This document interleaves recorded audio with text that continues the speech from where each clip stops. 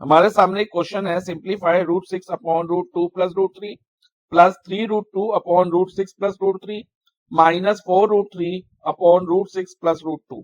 Actually ये question rationalisation पे based है।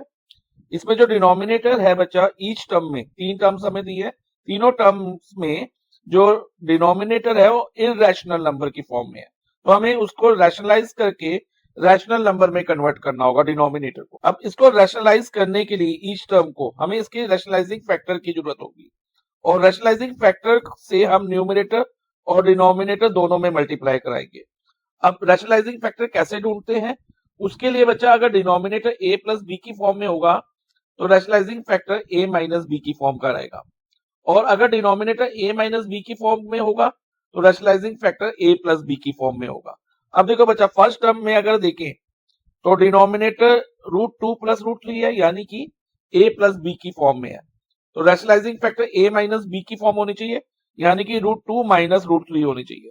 तो हम फर्स्ट एक्सप्रेशन को लेते हैं, √6 upon √2 plus √3 multiply by rationalising factor, जिसमें न्यूमरेटर और डिनोमिनेटर दोनों में हम लेंगे rationalising factor, √2 minus √3 upon √2 minus √3। Similarly second term में भी 3√2 अपॉन √6 प्लस √3 है हमारे पास सेकेंड टर्म, इसमें denominator again a plus B की फॉर्म में है, तो rationalising factor a minus B की फॉर्म में होगा, यानी कि √6 माइनस √3 रहेगा रैशनलाइजिंग फैक्टर। इसमें हम न्यूमरेटर डिनोमिनेटर दोनों में लिखते हैं रैशनलाइजिंग फैक्टर को, हमेशा ये ध्यान रखना है बच्चा, माइनस 4√3। अब लास्ट टर्म में भी डिनोमिनेटर किस फॉर्म में है, a प्लस बी की फॉर्म में है, √6 प्लस √2, तो रैशनलाइजिंग फैक्टर क्या रहेगा, √6 माइनस √2 अपॉन में √6 माइनस √2। अब नेक्स्ट स्टेप में देखो बच्चा, न्यूमरेटर में √6 मल्टीप्लाई बाय √2 माइनस √3 हो जाएगा, लेकिन डिनोमिनेटर में इधर हमारे पास √2 प्लस √3 मल्टीप्लाई √2 माइनस √3 है। इसमें हम ये आइडेंटिटी अप्लाई कर सकते हैं, a plus B into A minus B, जो कि किसके इक्वल होती है, a square minus B square के। यस कर सकते हैं, क्योंकि ये a प्लस बी और a माइनस बी की फॉर्म ही आ रही है ना डिनोमिनेटर में। यस सर, तो यानी कि इधर हम लिख देंगे √2 का स्क्वायर माइनस √3 का स्क्वायर। सिमिलरली सेकेंड टर्म में भी 3√2 मल्टीप्लाई बाय √6 माइनस √3, और डिनोमिनेटर में बच्चा हमारे पास आ जाएगा √6 होल स्क्वायर, क्योंकि इधर भी a plus B A minus B की फॉर्म है, तो a square minus B square हो जाएगा, √6 minus √3 whole square, minus 4√3 bracket में √6 माइनस √2 रहेगा, और डिनोमिनेटर में √6 का स्क्वायर, क्योंकि a plus B again a minus B है, तो √6 माइनस √2 का स्क्वायर। अब बच्चा न्यूमरेटर में हम सॉल्व करेंगे, देखो बच्चा √6 इंटू √2 √12 हो जाएगा, क्योंकि रूट वाली टर्म से मल्टीप्लाई कराते हैं, तो जैसे रूट के अंदर 6 है, इधर रूट के अंदर 2 है, तो √6 इंटू √2 √12 हो जाएगा, और √6 को अगर हम √3 से कराएंगे तो √18 आएगा, माइनस √18। और डिनोमिनेटर में ध्यान दो बच्चा, √2 का स्क्वायर है। अब √2 का स्क्वायर कैसे करेंगे, ध्यान से समझना बच्चा। √2 स्क्वायर को हम क्या लिख सकते हैं, √2 मल्टीप्लाई √2, यानी कि स्क्वायर रूट ऑफ 4, और स्क्वायर रूट ऑफ 4 क्या होता है, 2 होता है। तो जब भी बच्चा अंडर रूट में कोई नंबर हो, जैसे अंडर रूट में इधर 2 है और उसका स्क्वायर करें, तो जो आंसर आएगा ना वो नंबर होगा विदाउट स्क्वायर रूट साइन।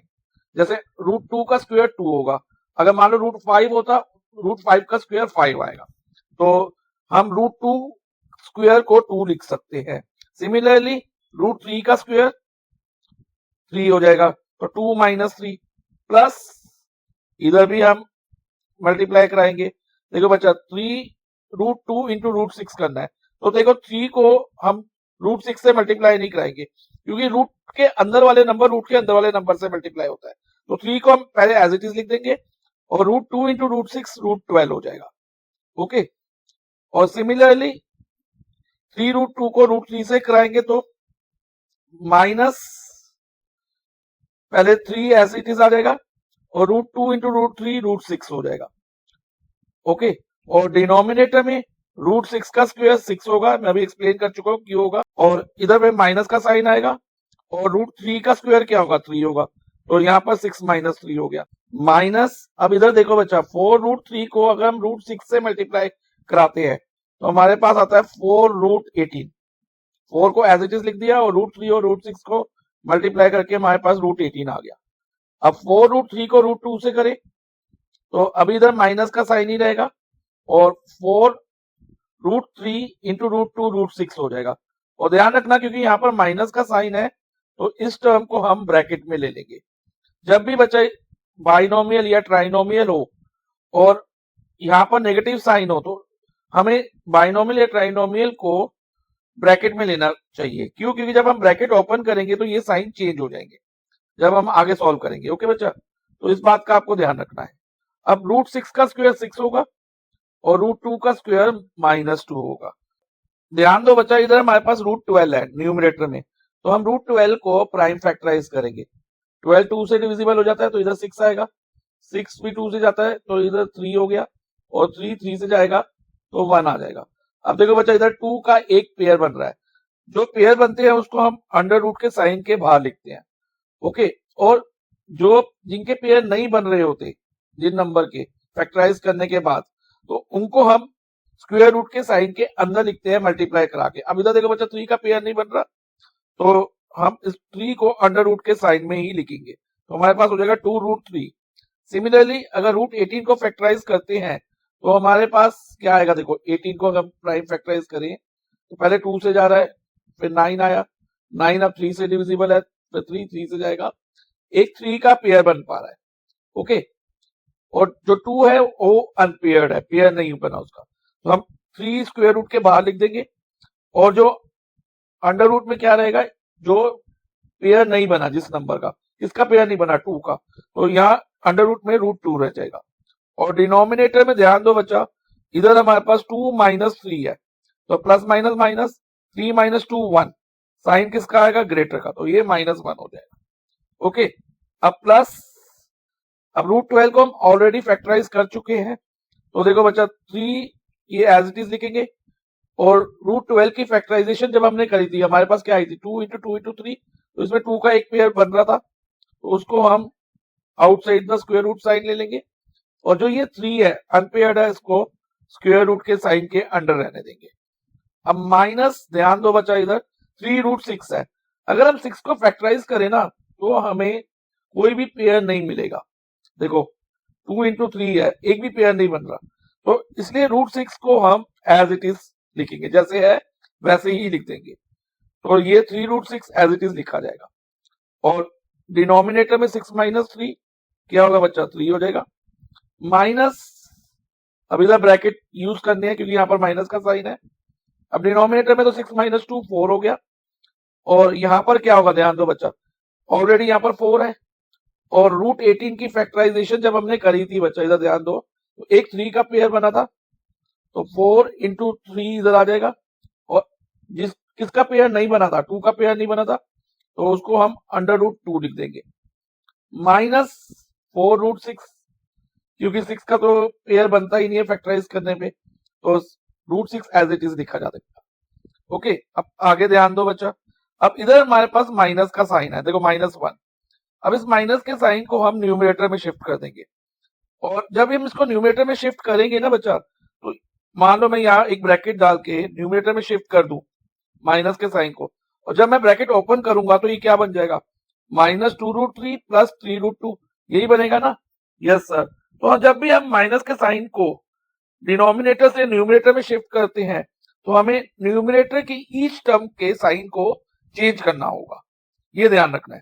अब जब हम माइनस के साइन को ऊपर शिफ्ट करेंगे तो यहाँ पर हो जाएगा -2√3 और माइनस माइनस प्लस 3√2, और डिनोमिनेटर हमारा +1 हो जाएगा, प्लस, अब इधर ध्यान दो बच्चा, इसमें हम 3 कॉमन ले सकते हैं इन दोनों टर्म में, अपनी कैलकुलेशन को इजी करने के लिए अगर कॉमन आए तो कॉमन ले लो।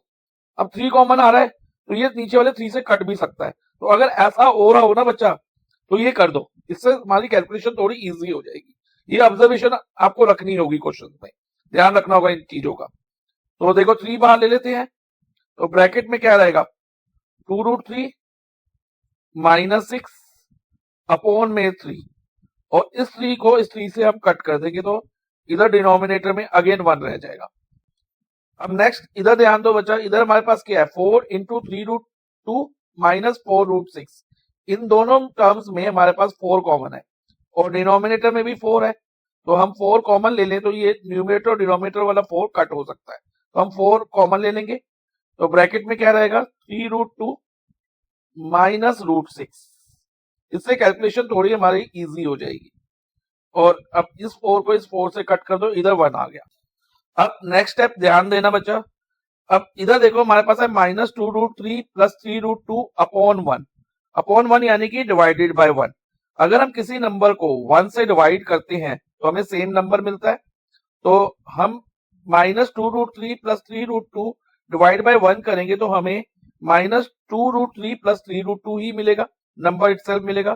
तो इसे हम डायरेक्ट लिख देंगे -2√3 प्लस 3√2, 1 को नीचे से हटा देंगे। सेम स्टेप हम इधर करेंगे, देखो 2√3 minus √6 divided by 1, divide by 1 करने पे हमें नंबर इटसेल्फ मिलता है, सेम नंबर मिलता है, तो यहाँ पर भी 2√3 माइनस √6 एज इट इज आ जाएगा माइनस। अब इधर ध्यान देना बच्चा, यहाँ ब्रैकेट का यूज करेंगे, अगेन इधर डिवाइड बाय 1 है तो number as it is copy हो जाएगा, तो 3√2 माइनस √6। अब नेक्स्ट स्टेप में हम ये लास्ट वाली ब्रैकेट ओपन करेंगे तो हमारे पास आएगा -2√3 प्लस 3√2 प्लस 2√3 ओके माइनस √6, और जब ये ब्रैकेट ओपन होगी तो यहाँ पर आएगा -3√2 और माइनस माइनस प्लस √6। अब देखो बच्चा इधर -2√3 और प्लस 2√3 कट हो गया, सिमिलरली 3√2 प्लस 3√2 और माइनस 3√2 भी कट हो गया, और माइनस √6 प्लस √6 भी कट हो गया। देखो सभी टर्म्स कट हो गई, तो यहाँ पर हमारा आंसर क्या आएगा 0। ठीक है, सब टर्म प्लस और माइनस से कट हो गई है तो यहाँ पर 0 बचेगा, तो यही हमारा इस क्वेश्चन का आंसर होगा।